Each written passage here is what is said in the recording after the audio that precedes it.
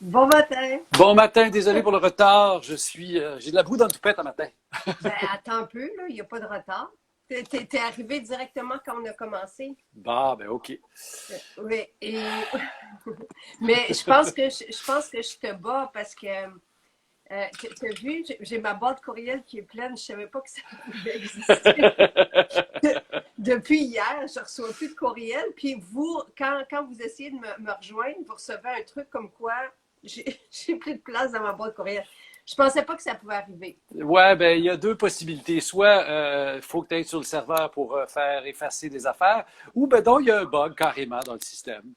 En tout cas, Yeah! allons-y, Bonjour allons-y. Jacinthe! Bonjour, bonjour. Euh, j'ai quelques questions pour commencer, OK? Des Vas-y, je questions t'écoute. du monde. Donc, quelqu'un qui dit, moi, je prends de la vitamine D, moi, je prends de la vitamine C, je prends des oméga. Pourquoi prendre une multi? Ah, c'est pas la même chose du tout. Tu n'auras jamais une dose thérapeutique de vitamine D dans ta multi. OK? Le maximum que tu vas avoir dans une multi, c'est 1000 unités. De par la réglementation. Tu ne peux pas aller plus loin que ça. OK. Et le dosage, c'est pas pour rien que je colporte ma petite dose tant par kilo. Hein? Parce que je tiens, excusez, je vais essayer de changer mon affaire. Là. Je me sens un peu bas par rapport à toi. Là. Hein? Excusez. Ben moi, j'étais comme ça, puis je me suis levée un peu. Bon, voilà. C'est mieux. Je suis plus au milieu de l'écran. Donc, la vitamine D, c'est un cas à part. La vitamine D, les oméga 3, la vitamine C, c'est des trucs où il y a une dose de base, puis il y a une dose appropriée, thérapeutique, mets le mot que tu veux, là, que tu ne retrouveras jamais dans une multi. Alors, la multi, c'est plus de deux choses l'une. Ou c'est un bouclier de base, c'est une ceinture de sécurité.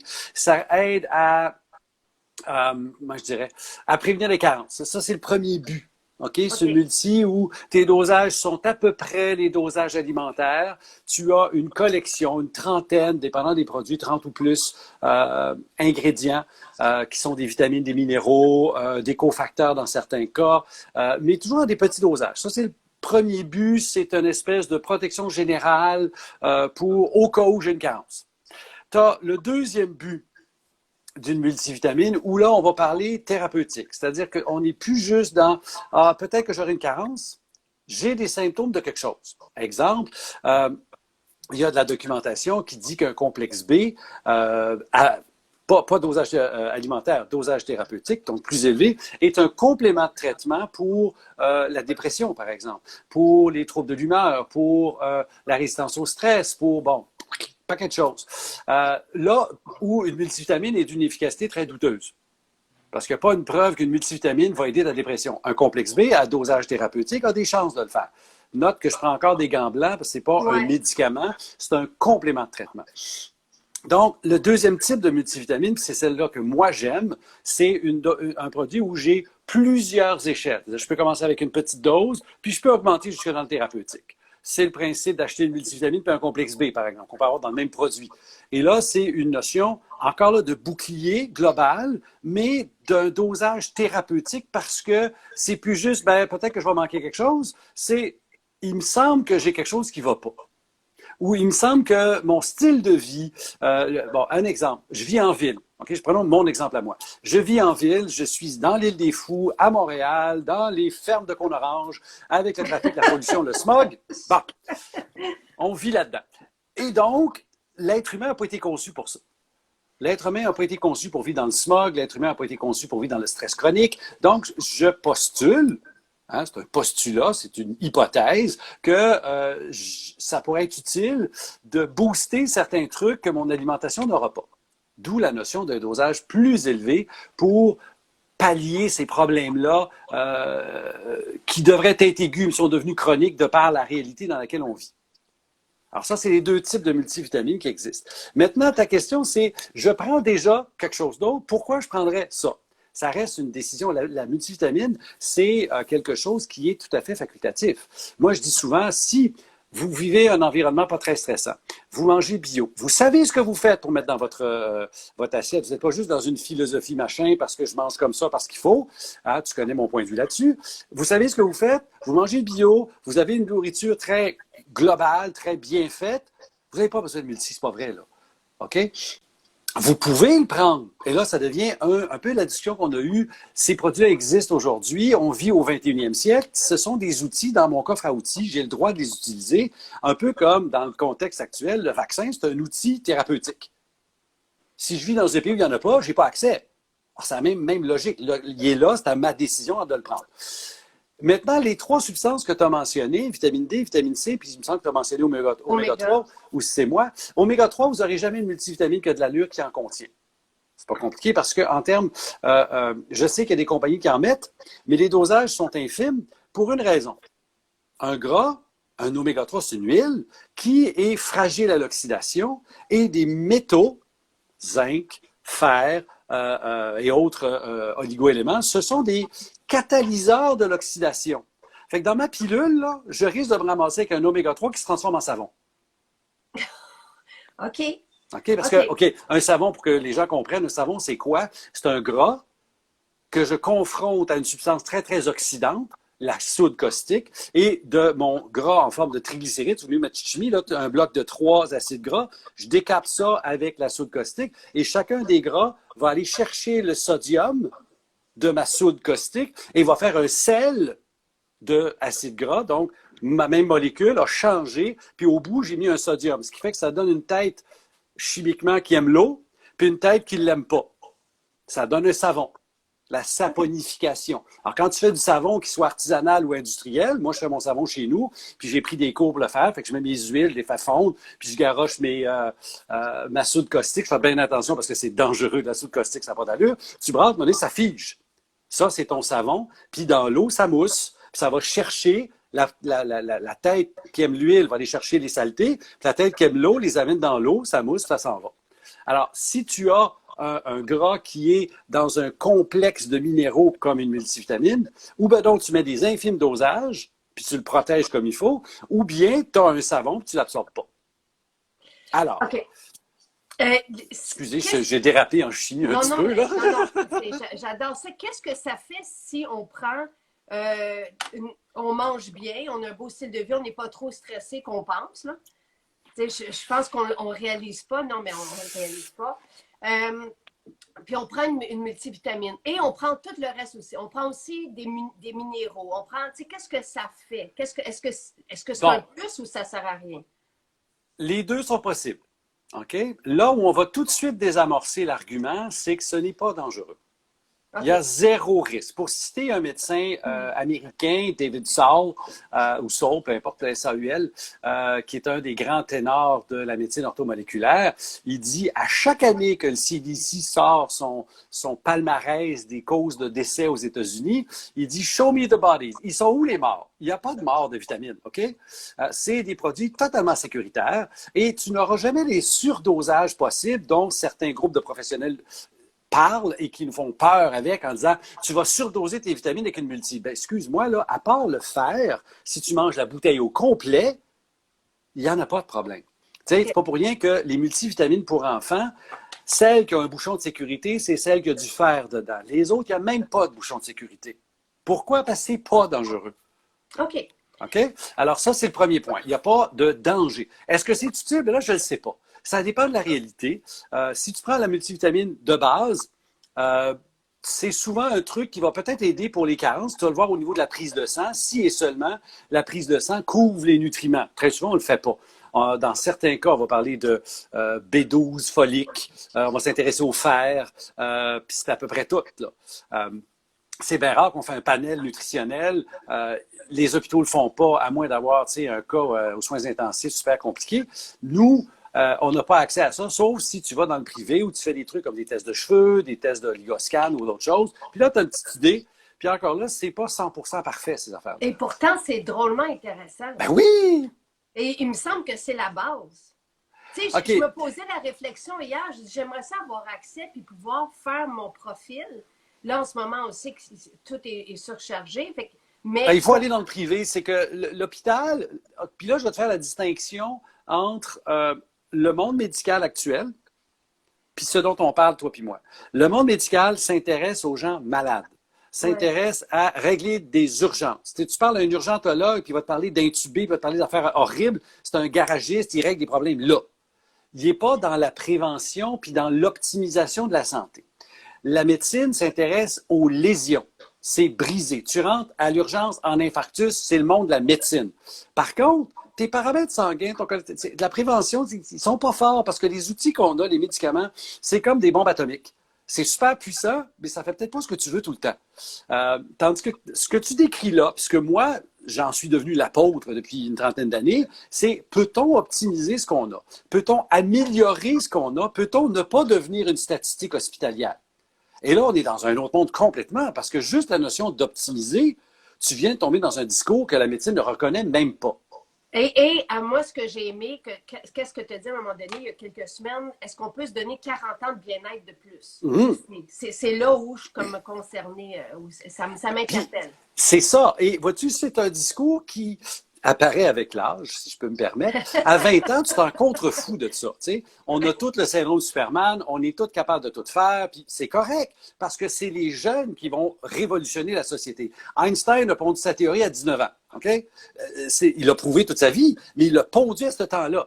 Puis on n'écoute pas assez les jeunes tant qu'à moi. T'sais, moi, j'ai plein de cheveux gris, là, puis c'est 60 que j'ai, c'est pas 20. Alors, je suis plus dans le rôle du mentor, du conseiller, puis d'essayer d'intégrer ces notions-là. Et donc, la notion de, attends une minute, là, j'ai quelque chose à faire dans la vie, j'ai une mission, entre guillemets, là, on va se mettre à faire comme une galaxie près de chez vous, mission. Mais on n'est pas là. Je suis plus dans, j'ai des choses à dire, j'ai des gens qui ont besoin d'écouter, j'ai besoin de le dire aux gens. Je peux-tu être là longtemps, en bon état, pour avoir toute ma tête, toutes mes fonctions, tu sais, passer 90, plutôt que regarder comme bien des gens que je vois à partir de 80, ils disent, puis, tu sais, tu les regardes aller, ils sont encore extraordinaires, mais leur capacité décline à vue d'œil. Et l'exception, puis il y a une tante de Michel qui a 100 ans, et c'est une exception, c'est fascinant, cette femme-là, elle te parle, elle est allumée, puis elle a plein d'affaires. Je veux être de même, moi, là. Oui, moi aussi. Alors, c'est quoi la recette magique? Et marcher droite. Puis, c'est quoi la recette magique? Puis là, revenons à la multi. Qu'est-ce que ça fait si on en prend et qu'on mange bien? Bon, alors, j'ai d'autres questions. sur cette question-là, je vais te répondre par la bande. Un, on a dit que ce pas dangereux.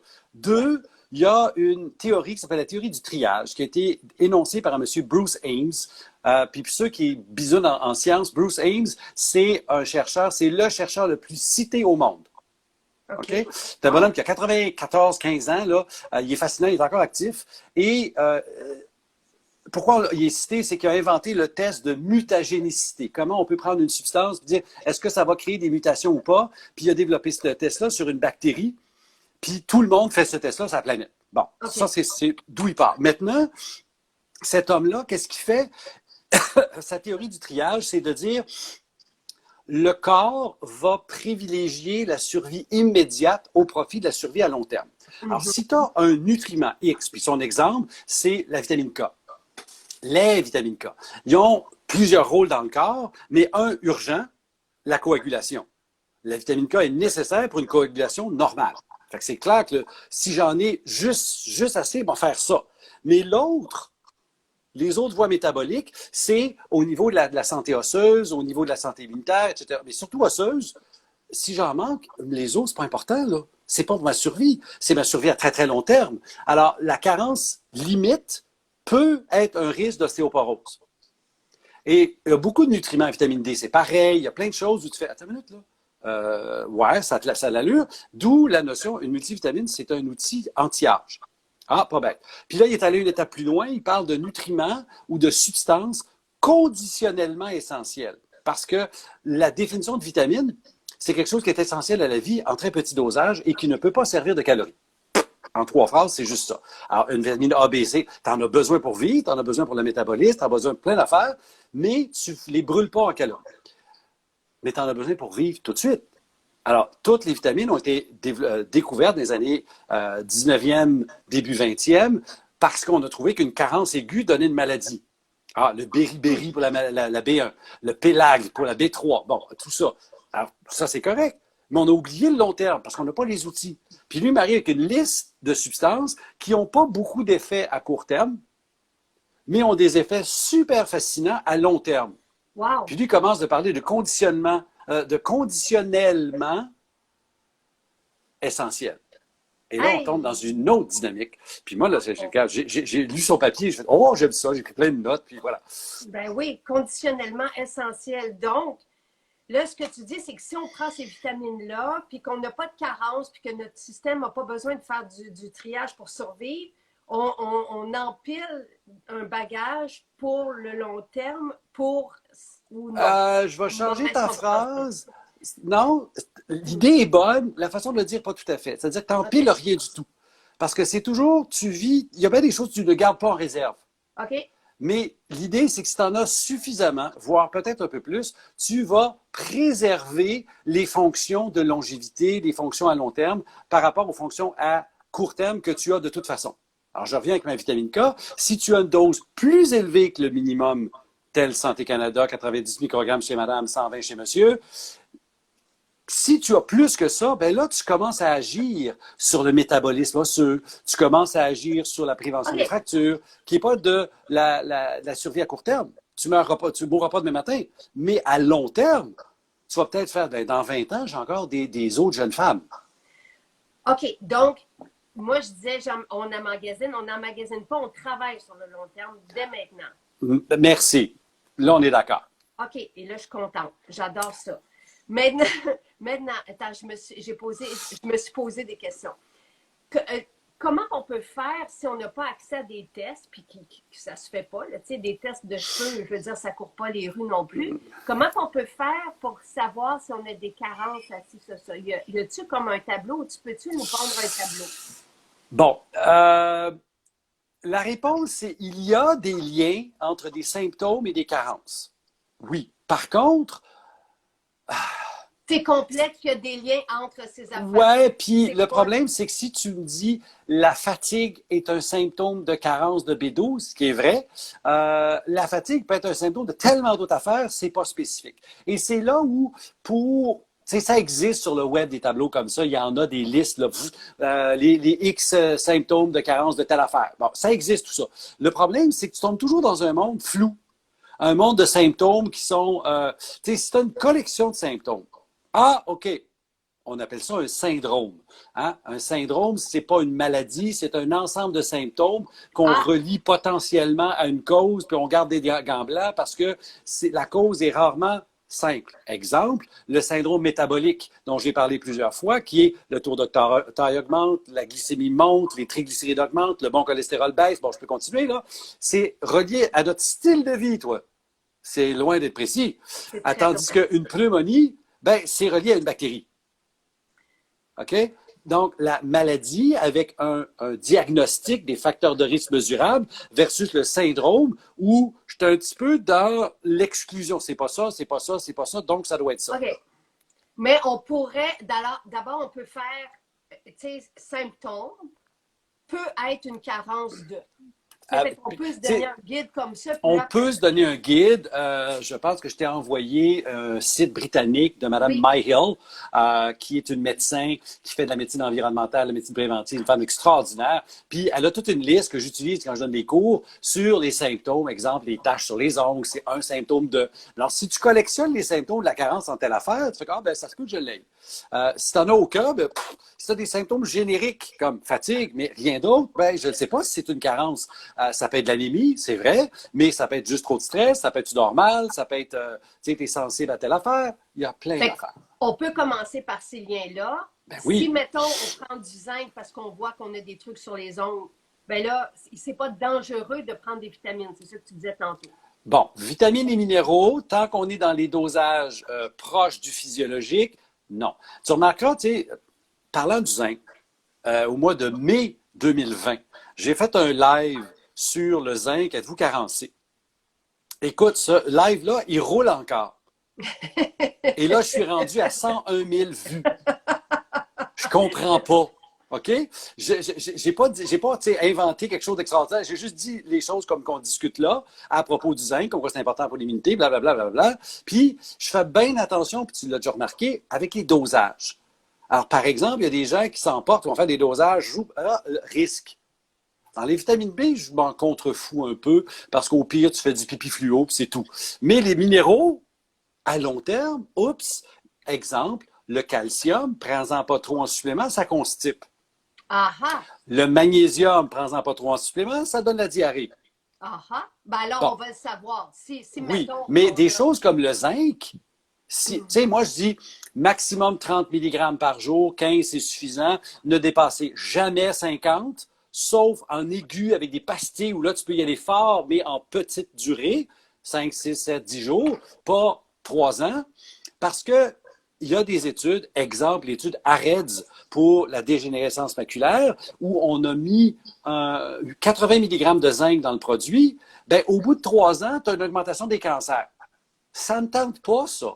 OK? Ben non. Donc, le zinc agissant sur l'immunité, il y a justement cette courbe où la carence est dommageable, le bon dosage est optimal, puis quand tu augmentes le risque de d'effets secondaires, de complications. Puis la plupart des minéraux, des nutriments, c'est ça. La carence d'un bord, tu as beaucoup de risques. Là, tes risques diminuent, tu arrives au dosage optimal, puis tu vas à l'autre bord, puis dépendant du produit, ta courbe sera élevée ou plate. Exemple, la vitamine D, bonne chance pour arriver dans le surdosage. Mais la carence est super dangereuse. Le zinc, ben, ta courbe est importante. Le fer, ta courbe est importante. Va pas trop haut, parce qu'on sait que le surplus de fer, le surplus de zinc va avoir des effets un peu à l'envers de ce que tu cherches. Alors, attends, parce que là, tu nous fais comme peur un peu. Oui, volontairement. Mais moi, j'ai peur d'être en carence de minéraux et c'est pour ça que tu m'avais allumé à un moment donné. Tu me dis, tu sais, il y a quelqu'un dans mon entourage qui n'avait plus d'odorat. Tu me dis, ah, peut-être que ça pourrait être... Carence de zinc, oui, mais attention, vois-tu, ce symptôme-là est très particulier parce que oui, c'est vrai, le zinc est nécessaire à l'odorat, mais c'est aussi la perte d'odorat un symptôme d'infection de la COVID, de Parkinson, d'Alzheimer, de dégénérescence neurologique. Fait qu'à un moment donné, tu fais comme, oups, attention, oui, c'est vrai, mais est-ce que c'est pas d'autre chose? Et c'est là où tu tombes dans la notion très, très médicale de diagnostic différentiel. Puis c'est un petit peu pour ça pourquoi le corps médical en vrac, en bloc, incluant les pharmaciens, sont très mal à l'aise avec la notion d'autodiagnostic. La plupart des professionnels vont regarder Dr Google avec des gros yeux, font hein? Parce que les gens vont habituellement pas dans le bon sens. Ils vont aller, tu sais, puis quand tu vas sur Google avec des symptômes, tu as le cancer, tu vas mourir demain matin tout le temps. Ouais. Mais moi, ce que j'aime de Dr Google, c'est que les gens qui prennent la peine de faire ça, hein, ils vont regarder, puis quand tu prends ton intelligence, ouais, non, oui, oui, puis là, tu vas chercher 3, 4 sources différentes, puis là, tu confirmes, OK, ça a de l'allure. Puis ces gens-là, quand ils viennent me voir, hey, c'est le fun, parce que j'ai même plus besoin d'expliquer la base, c'est déjà fait. J'ai juste à confirmer certaines choses, infirmer d'autres choses, puis orienter à la bonne place. Ça améliore mon rôle de conseiller. Parfait. Là, j'ai trop de questions dans ma tête. Les minéraux, il ne faut pas en manquer non plus. Tu sais, magnésium, il y a plusieurs personnes qui dorment mieux depuis qu'ils en prennent. Donc, est-ce qu'on peut se fier au dosage qui est derrière les bouteilles, tu sais, ne dépasse... Ben, parce que Santé Canada nous le dit, dès qu'à partir du moment, donc, si on prend une capsule à tous les jours, est-ce qu'on peut être en surdosage de magnésium, par exemple? Bon, dans le cas du magnésium, si tu suis les dictats de Santé Canada, exemple, dans le magnésium, c'est ne dépasser pas 350 mg par jour de supplément. La raison étant qu'après 350 mg, dépendant du sel de magnésium que tu choisis, ton risque de sel molle, de diarrhée augmente big time. Alors, c'est tout à fait légitime, ça. La question, c'est que si tu es en autotraitement, si tu fais attention à toi, tu veux prévenir, tu penses que tu as une carence, c'est parfait. Là où ça devient limitant, c'est quand tu tombes dans le spécifique, dans le thérapeutique avec un bonhomme comme moi, où les limites, je m'en contrefous parce que je parle à la personne devant moi, puis j'ai une façon de voir les choses différente. Mais tu as raison de se fier au maximum, c'est correct. Là où il faut faire attention, c'est que dans certaines substances, puis là je sors du monde des minéraux, tu vas souvent avoir une limite dans le temps. Ne prenez pas de la mélatonine plus que 4 semaines. Ne prenez pas d'équinacée plus que tant de temps. Ça, c'est ce qu'on appelle des précautions de bonne aloi. Ça n'a aucun rapport avec la sécurité. Ça a rapport à une chose. Dans ces conditions-là pour lesquelles tu prendrais de la mélatonine, après 4 semaines, tu es peut-être en train d'essayer de traiter quelque chose qui devrait être vu en médecine. OK. Alors, c'est pour ça que tu as cette limite dans le temps qui est pas c'est dangereux, arrête de le prendre. C'est si tu as besoin de ce produit-là plus longtemps que ça, on présume chez Santé Canada que tu as besoin de voir un médecin, ne serait-ce que pour enlever de l'histoire les risques dangereux de ton symptôme. OK. Mais toi, parenthèse, la mélatonine, tu la prends pour autre chose et tu la prends tous les jours. Personnellement, oui. Est-ce qu'on peut développer une accoutumance à des vitamines ou à des minéraux? Non. OK. Point. Le zinc, si on prend une dose pas thérapeutique, mais si on prend le zinc, le magnésium, une capsule à tous les jours, selon Santé Canada, selon les dosages, et en plus un multiminéraux, est-ce qu'on peut, à un moment donné, avoir des risques de... Non. Merci beaucoup.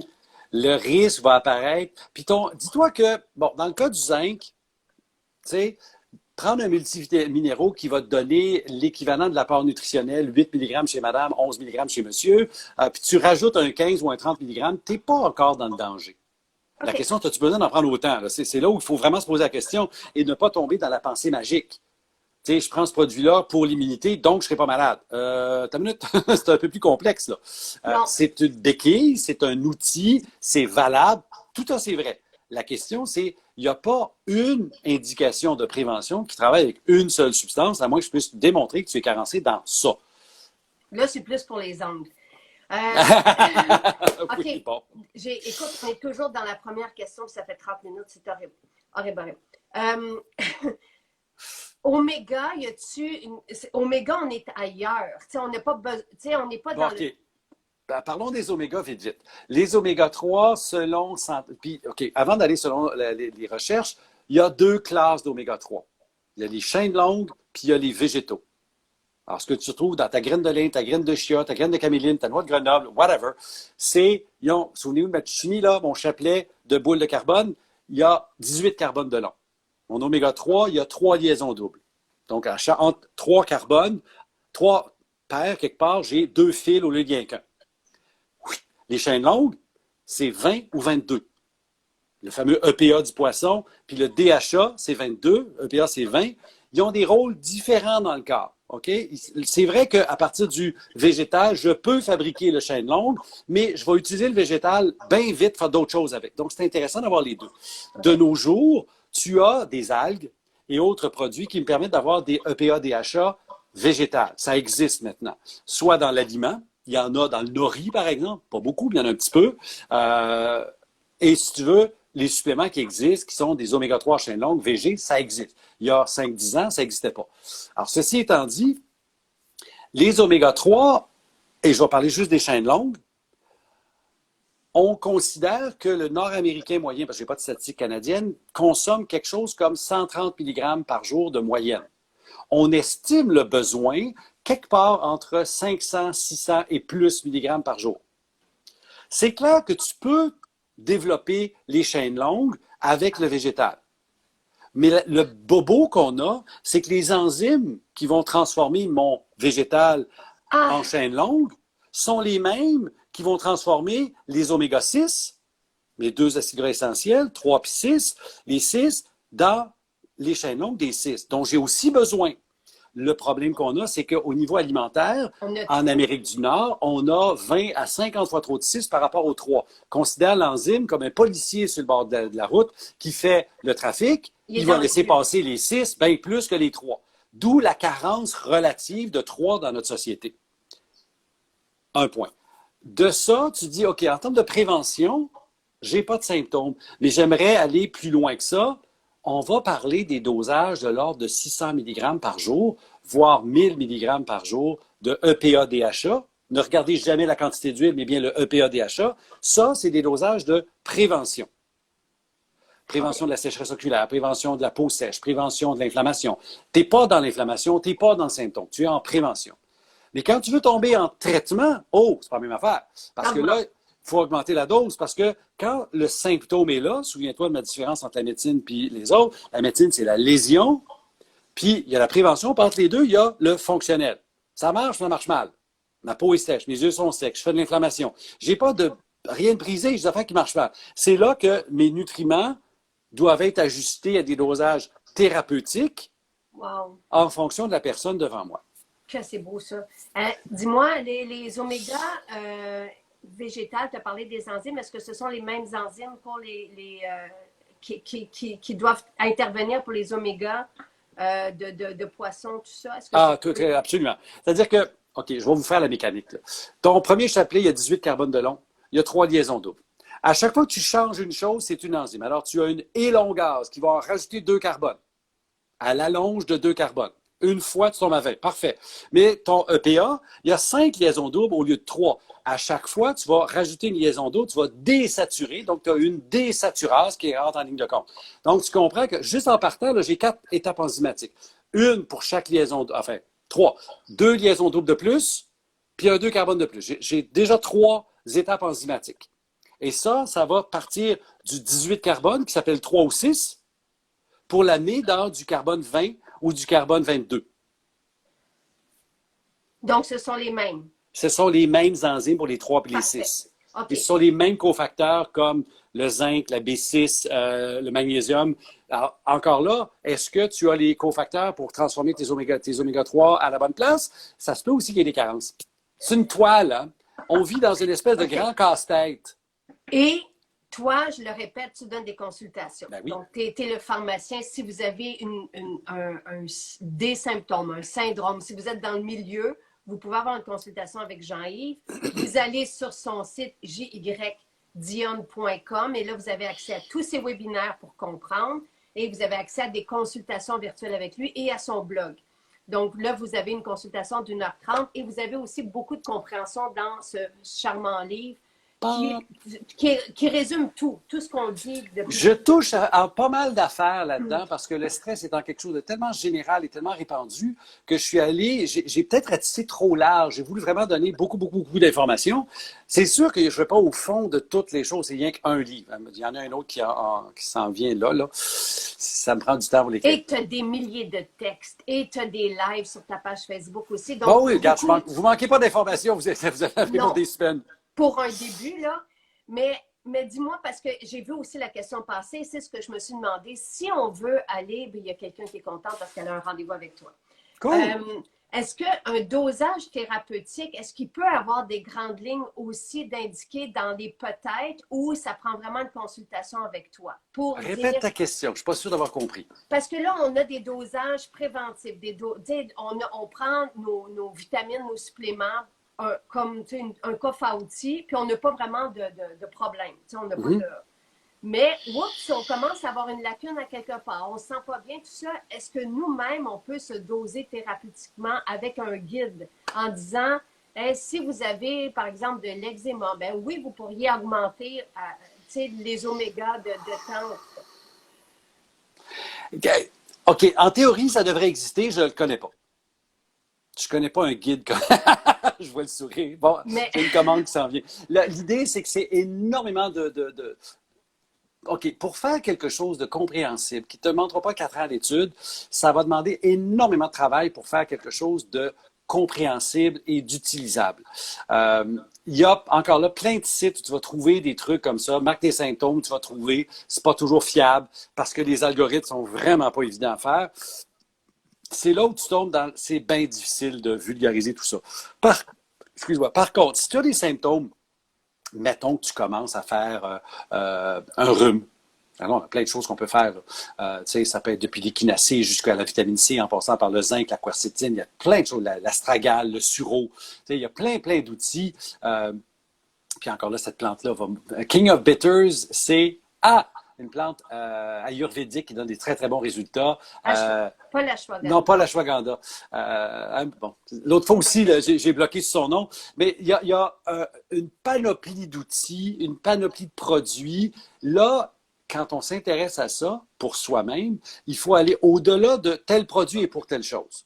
Ouais. Il faut prendre le temps, de poser des questions, d'aller voir sur l'Internet, sur des sites comme le mien ou sur d'autres, à quel dosage c'est efficace.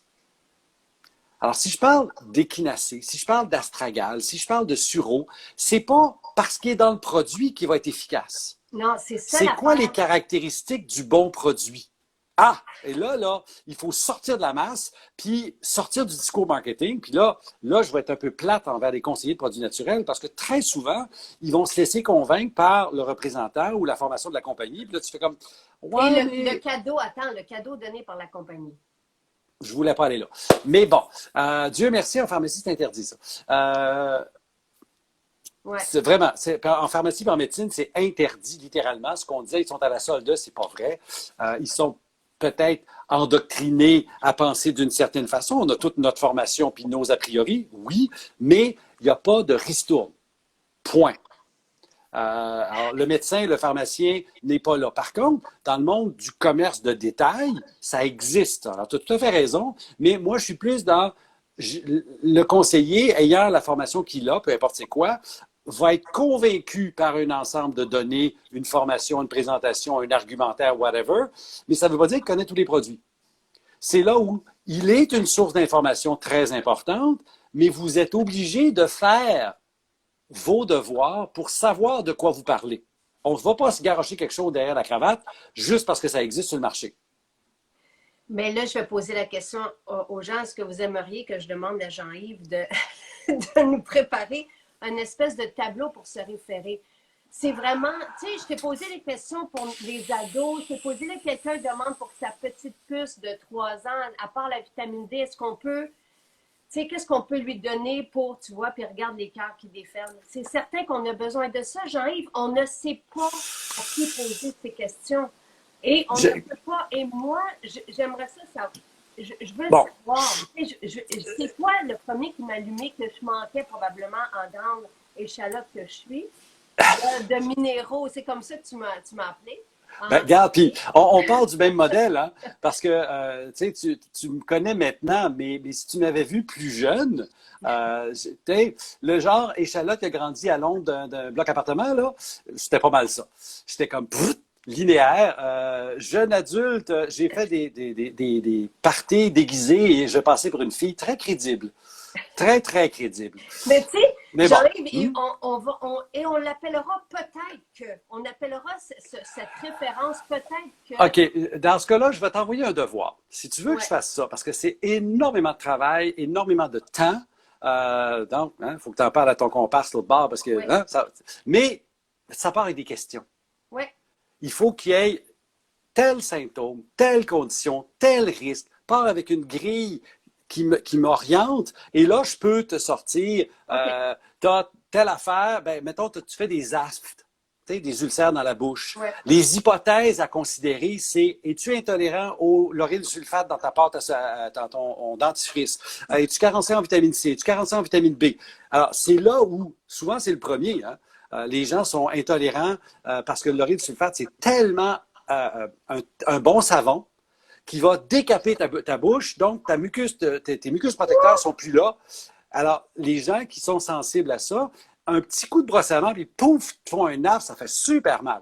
C'est peut-être pas ça. Mais vois-tu, je suis obligé d'avoir des hypothèses comme ça pour sortir, puis avec le plus souvent de références, des fois j'en ai pas, parce qu'on est dans le monde où il y a personne qui a fait de recherche là, c'est pas Donc, pas et payant. à ce moment-là, ça pourrait être écrit non prouvé scientifiquement. Puis on peut avoir des catégories traditionnelles, hypothétiques, plausibles, les niveaux de preuve avec lesquels on travaille en sciences, ABCD. Oui, tout à fait. Mes bases de données à moi que je consulte, très souvent, il y a des niveaux ABCD. À D, tu fais comme, bon, OK, ben, c'est pas sûr que je vais le prendre, tu sais. Et juste une petite parenthèse, parce que nous, on a commencé une recherche sur le nettoyage à l'huile de la bouche avec 2 dentistes et un chercheur. Cool. Et justement, j'ai reçu hier une conclusion que les ulcères disparaissaient avec le nettoyage à l'huile de la bouche. Je l'ai recommandé à une de mes patientes hier. C'est drôle. OK? C'est pas que, tu sais, je l'ai essayé, puis j'aime pas ça.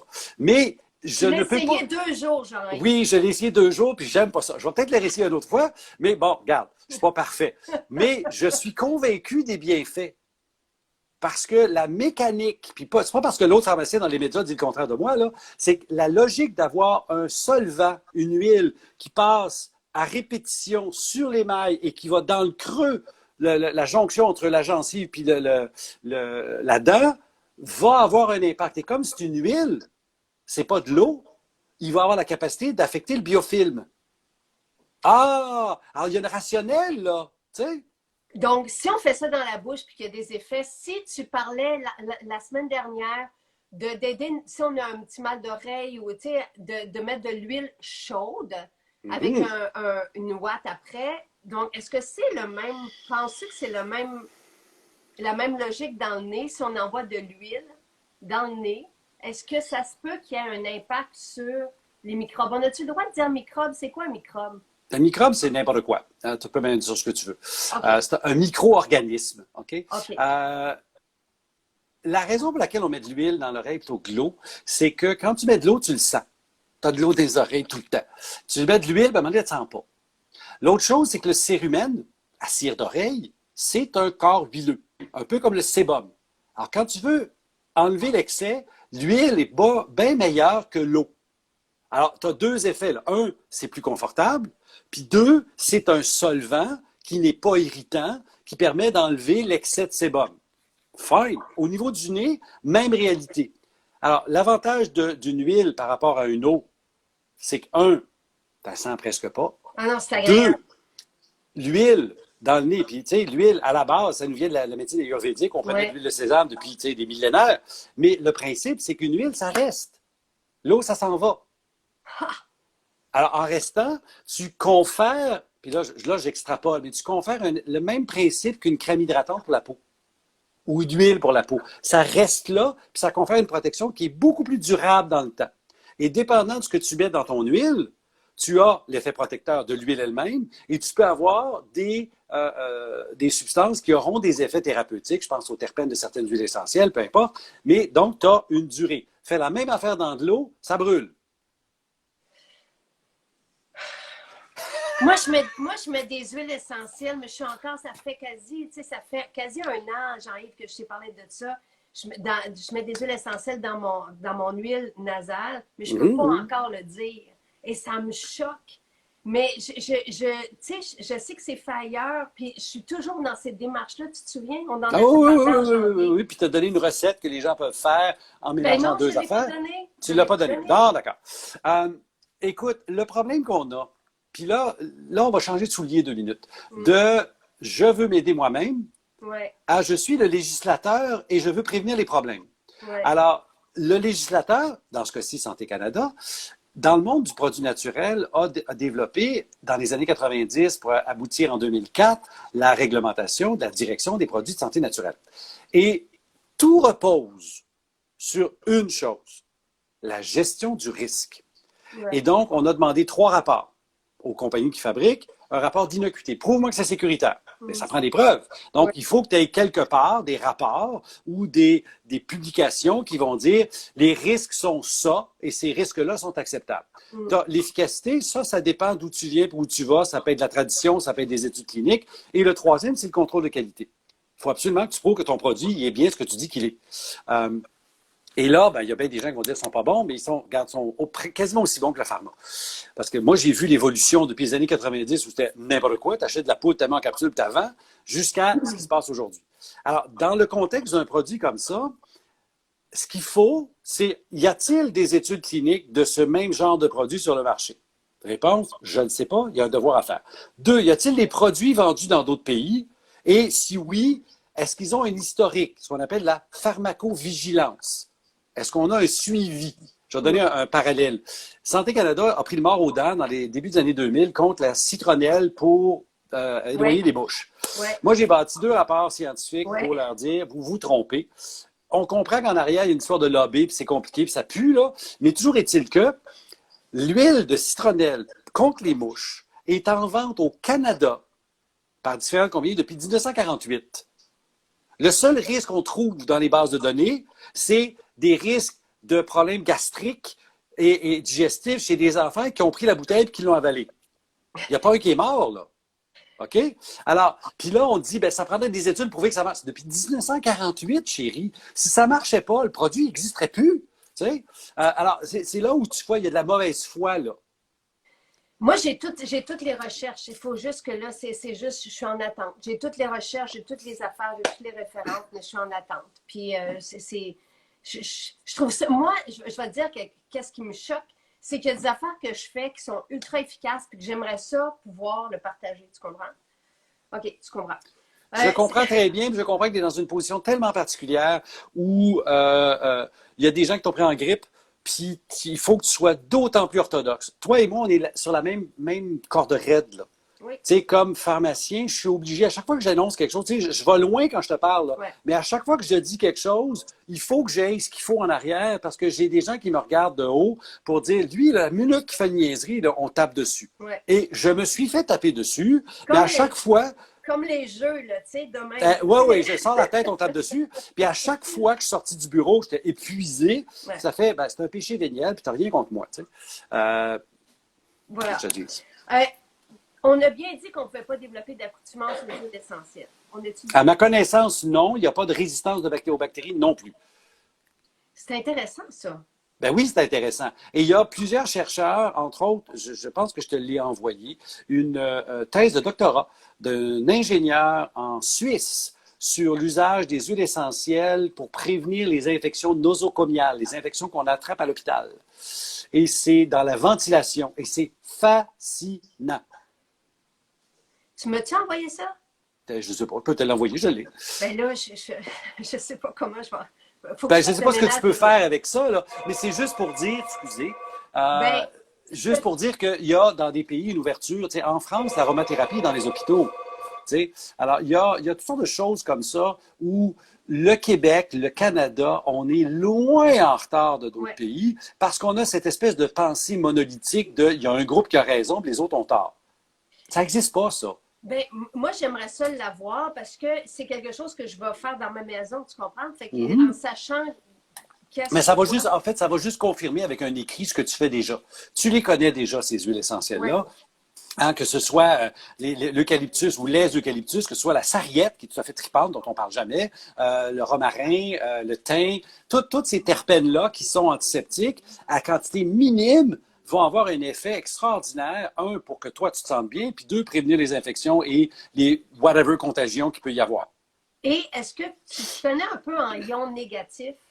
Un peu. J'ai lu quelque chose que la diffusion, non seulement va propager, tu sais que la plupart des huiles essentielles sont bactéricides, virucides, et apaisantes, la majorité, tu sais, on réagit tous à des différents niveaux, mais que la diffusion apporte aussi dans l'air des ions négatifs.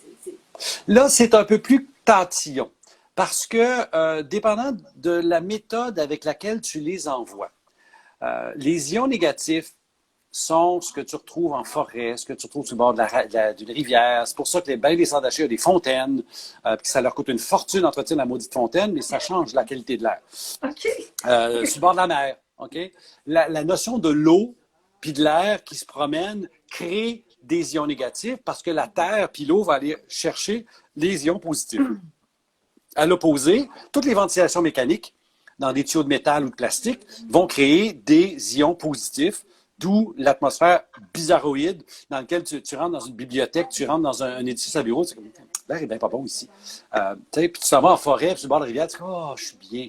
Et ça se calcule, ça. Il y a des quantités d'ions négatifs, je ne me souviens plus de l'unité, là.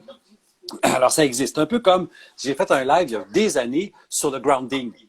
Oui. Marcher nu-pied dehors. Puis là, je me suis fait dire, t'as pas de recherche? Je des recherches. Mets tes pieds dans le gazon, OK? Tu vas le sentir.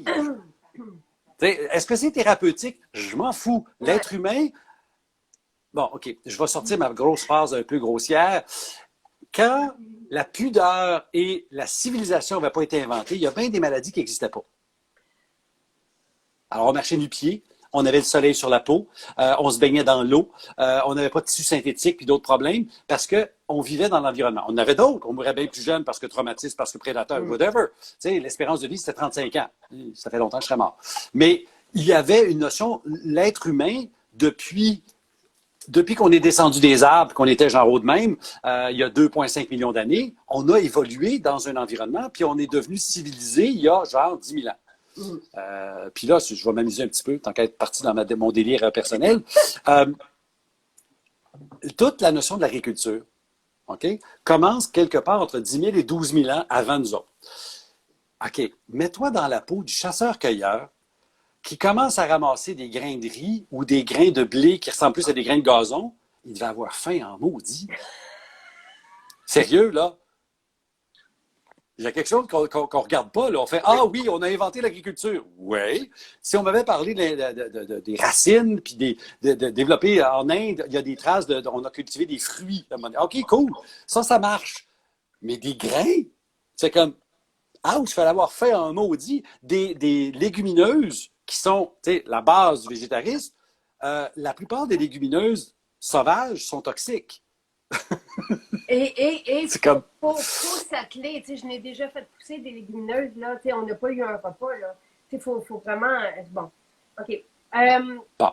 On revenait aux ions négatifs. Donc, Bon, les ions négatifs, tu parlais des huiles essentielles qui dégageraient des ions négatifs. Fais bien attention parce que ça dépend de la façon de le diffuser. La diffusion, je ne parle pas des huiles essentielles, Bon, je parle de la si tu as une diffusion. diffusion qui est avec un nébulisateur puis il y a de l'eau, je vais être d'accord. Si Parfait, tu as un diffuseur qui est un vaporisateur, je ne sais pas.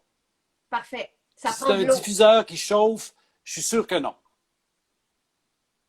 qui chauffe. Oui, ben, les lampes berger, par exemple. OK. OK? Parfait. J'avais oublié. OK. Donc, OK. Eau plus huile essentielle diffusée, oui. Écoute, le plus grand diffuseur d'ions négatifs dans ta maison, c'est ta douche. Wow. Tu prends une douche, là, tu es environné d'ions négatifs. Pas pour rien que, tu sais, depuis quelques dizaines d'années, là, c'est la douche pour la grande majorité des humains. On prend presque plus de bain, sauf pour, tu sais, des moments de détente particuliers, parce que il y a un effet rapide, mais il y a un effet énergisant de l'eau qui coule. Et on ne le sait pas, ça, mais on le ressent. La bouilloire avant, tu sais, qui était sur le feu, puis qui ça aussi, ça Ah, le fait canard! le Canard sur le feu, ben oui! Il y a toujours de l'eau dedans. Bon, il y a eu une question si, hey, je peux pas croire. Vas-y. Si on a un intestin poreux, est-ce que les vitamines sont quand même assimilées? Oui, la question n'est pas là. L'intestin poreux va absorber des affaires qu'il n'y a pas d'affaires à absorber, mais il n'absorbera pas moins des bonnes affaires. Parfait. Sauf si ça t'amène à avoir un état inflammatoire au niveau de l'intestin. Exemple, la maladie cœliaque. La maladie cœliaque, c'est une réaction immunitaire grave au gluten. Il y a 1% de la population qui l'a, contrairement à l'intolérance, qui est l'autre chose. Mais cette maladie-là, comme exemple, m'amène à avoir de l'infiltration de globules blancs, d'avoir de l'inflammation dans l'intestin. L'intestin se met à enfler, puis il n'absorbe plus rien. Alors, tu as des gens qui ont des diarrhées incoercibles quand ils regardent du gluten. Alors, cette condition-là, peu importe soit le cœliaque ou une autre, quand tu as de l'inflammation, puis ça t'amène à avoir de la diarrhée, là, tu perds ton absorption. Mais autrement, l'intestin perméable silencieux ne change pas ton absorption des bonnes affaires. Il augmente l'absorption de ce que tu n'as pas d'affaires à absorber. Ça, c'est l'autre chose. OK. Le collagène, est-ce qu'on peut en prendre si on a un côlon irritable? Il n'y a pas de raison de non. D'ailleurs, ceux qui connaissent le protocole GAP de Madame, je ne sais plus son nom. Jacqueline? Non, c'est une Américaine. Puis dans son protocole pour l'intestin irritable, l'outil de base, c'est le bouillon. Le bouillon d'os. Mais c'est quoi du bouillon d'os? C'est d'abord du collagène. Parce que le collagène va aider ton corps à faire ou à renforcer tes jonctions serrées. Là. Ça va aider à calmer ton intestin. Alors, la réponse à ta question, c'est certainement un outil utile, pas dangereux. Pourquoi l'eczéma parce que tu as écrit beaucoup sur l'eczéma, pourquoi ça se loge beaucoup autour des yeux? Y a-t-il une raison à ça? Il y en a peut-être une, je ne sais pas. Je peux essayer de postuler une hypothèse parce que ta peau autour des yeux, c'est pas la même. Okay. Les pores de peau sont plus petits, ton système lymphatique est plus important. Je peux pas aller, exemple, pourquoi le matin... Natasha Campbell. Merci! Natasha McBride Campbell, le protocole GAP. Oui, c'est sa petite madame blonde, là, très intéressante, qui travaille sur l'intestin irritable, puis son outil de base, c'est le bouillon. Bouillon d'os, bien fait. Mais là, si tu regardes ta peau autour des yeux, là, elle n'arrive pas comme les autres. Le système lymphatique est plus impliqué. T'sais, exemple, tu manges mal un soir, le lendemain matin, tu es bouffé. Là. Ouais. Puis tu n'es pas bouffé là, tu es bouffé là. Moi, je souffre beaucoup de ça. Il faut que je fasse bien attention parce que je ressemble à un personnage de Looney Tunes. Là. Mais t'as plus ça, Jean-Yves? Non. Depuis tes vacances cet été, depuis ton 3 semaines cet été, c'est parti. As-tu fait quelque chose? Ben oui. Mais bon, regarde, c'est un autre dossier, ça. Mais dis-toi que cette peau-là est différente. Un peu comme la peau des paumes est différente de la peau du reste du corps. Il y a une plasticité qui n'est pas la même. Alors, moi, ça serait par là que j'irais pour trouver l'explication pourquoi il y a plus de trucs au niveau des yeux qu'au niveau du reste de la peau. De la même façon qu'il y a plus de trucs dans les plis du corps. Tu sais, les plis du coude, par exemple, il y a plus de problèmes là qu'il y en a ailleurs. Mais voilà. OK. Il y a des zones qui sont Plus propices. propice, oui, tout à fait. Comment on élimine des microbes? Je veux juste savoir, tu sais, quand on a un petit rhume, comme... ça, c'était ma deuxième question. Je suis rendue à mon numéro 2. Tu sais, dans ma... Bon, écoute, commençons par deux choses. Tu n'élimines jamais tous les microbes, OK? Jamais. Ton corps nous sommes un vaisseau spatial à microbes. Attends On un est petit peu. peuplé. Les gens veulent savoir comment tu as fait pour tes poches. J'aurais jamais dû ouvrir la porte. Mettons que je suis allé en médecine. Mais ça de même. Ah! Oui, OK. il a fallu. OK, Parce que c'est ça. Je voyais mon père arriver, là, puis ça ne me tentait pas. OK, parfait. Voilà. D'accord. Ceci étant dit, quand on parle de microbes, on est toujours dans une notion d'écologie. On parle de milliards de colonies, de toutes sortes de choses qui se maintiennent en équilibre. Certaines sont très bonnes pour moi, certaines sont neutres, certaines sont négatives. Et quand ça va bien, les négatives sont en dormance. Quand ça va mal, ils prennent de la place. OK. Alors donc, la notion qu'un antibiotique tue les bactéries, c'est vrai, mais jamais à 100%.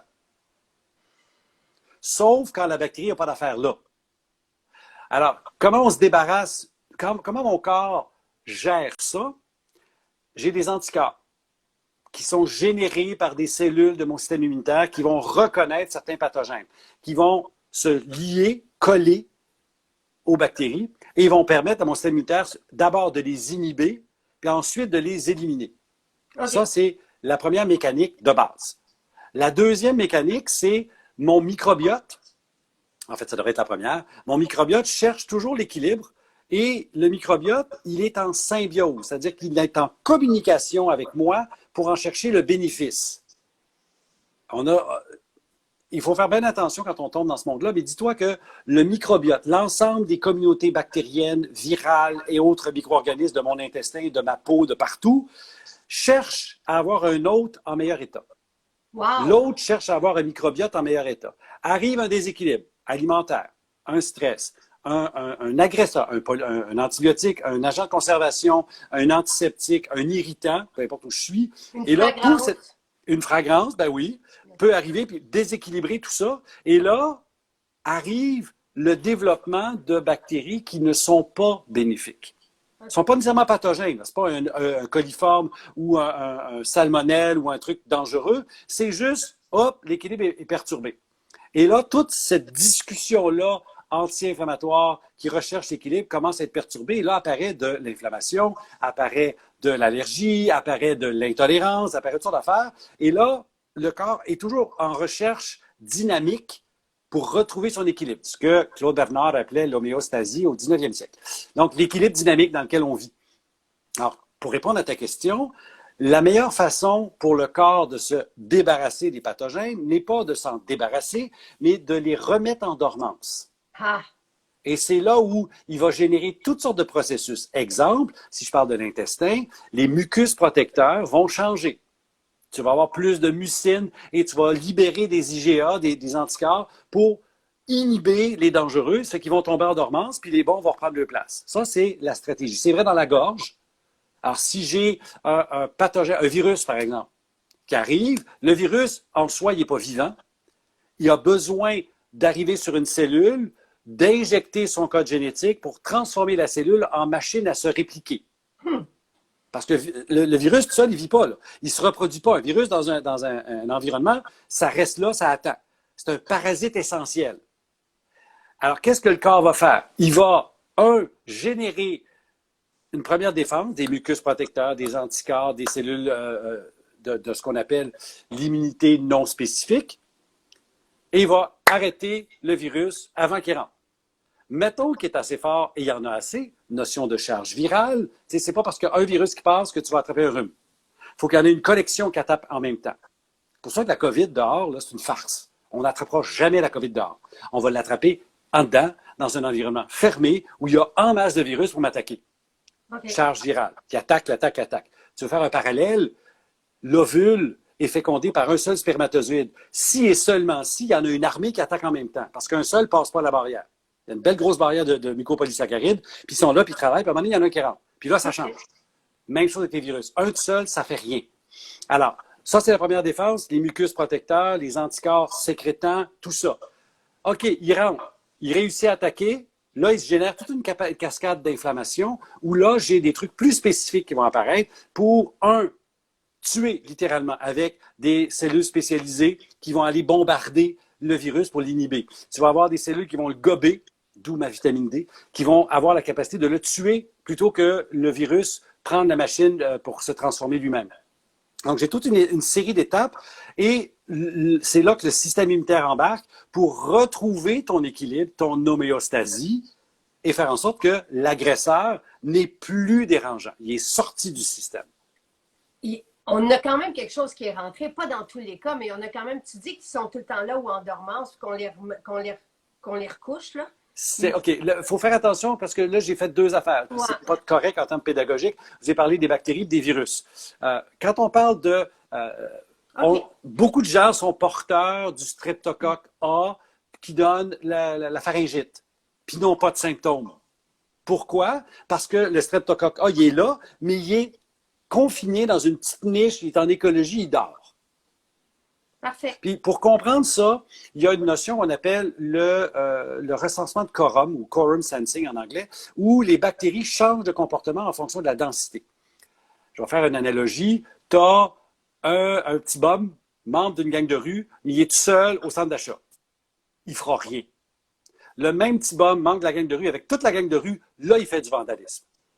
Alors, les bactéries, quelques-unes, sont, OK, on survit, on va se reproduire doucement, mais on est dans l'équilibre, on ne bouge pas.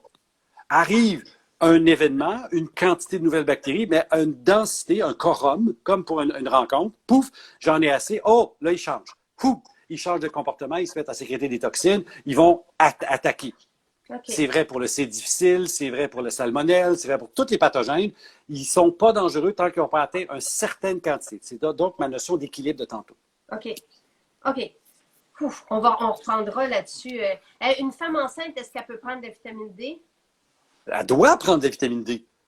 Ah, puis là, je vais me permettre, donne-moi 2 minutes. Il y a un papier qui est sorti la semaine dernière, montréalais, où on a mesuré le taux de vitamine D des nourrissons, des bébés naissants. Et ce qui est fascinant, là, c'est qu'eux, ils ont mis, vous vous souvenez des chiffres, là, quand je vous dis qu'on devrait avoir 75 à 150 comme taux sanguin. Eux ont pris 50, qui est le taux de Santé Canada, qui n'est pas le consensus international. Bien, dis-toi que 97% des enfants n'avaient pas 75. Pourquoi? Parce que maman ne prenait pas de vitamine D ou prenait la vitamine D dans sa multivitamine, donc 400 unités ou 600. C'est pas assez. C'est minimum 2000. Puis ma petite notion de 50 unités par kilo, ça reste vrai, même quand tu as un ami qui est en train de grandir. Là. Wow! OK.